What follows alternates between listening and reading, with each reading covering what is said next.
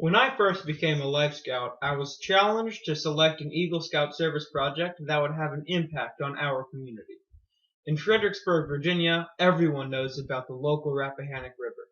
The river is wide and flat in many places, so it's a popular location for canoeing and tubing. Unfortunately, the river can also be very dangerous.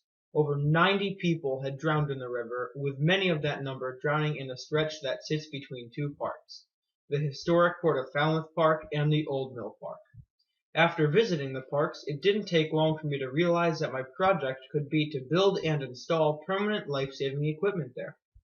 I met with the park staffs to vet the idea of building two life ring buoy stands that could remain out year-round, one on each side of the river, and also to build a life jacket stand that I would fill with new life jackets for the staff to hand out during summer months. Once my project was approved by the Scout Council and the authorities, I organized a large car wash to raise the $1,500 I estimated I needed. I was able to rally a lot of community support for the project through a presentation to the County Chamber of Commerce, street signs, a newspaper article, and a local radio station interview. It was rewarding to see the response. The local hospital offered to pay for the ring buoys, Lowe's Home Improvement provided all materials at cost, and a company in Michigan donated alarms for the ring buoys. Scouts and Scouters of my troop, Girl Scouts, classmates, teachers, family, and even members of the fire department's rescue water team donated their time and money. In the end, it took 3 full installation dates and a couple of dozen volunteers to install, assemble, and equip the stands with the buoys and 39 new life jackets. Sadly, the only regret was that, while we were still raising funds and building the stands, the river claimed 2 more victims in the very area where we later installed the ring buoys. While a Star Scout, I had learned of a booklet written by BSA co-founder Daniel Beard entitled Boy Heroes of Today. That booklet chronicled the acts of heroism by early recipients of the first honor awards.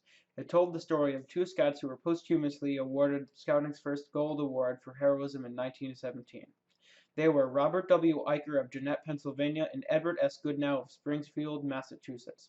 Sadly, both drowned while attempting to save the lives of others. I thought it fitting that the stands be dedicated in their honor and to honor the tradition of trained water safety rescues that has become a hallmark of the Boy Scouts ever since. So, with the permission of the Park Services, our life ring buoy stands now bear large brass plaques telling the story of these 2 scouts.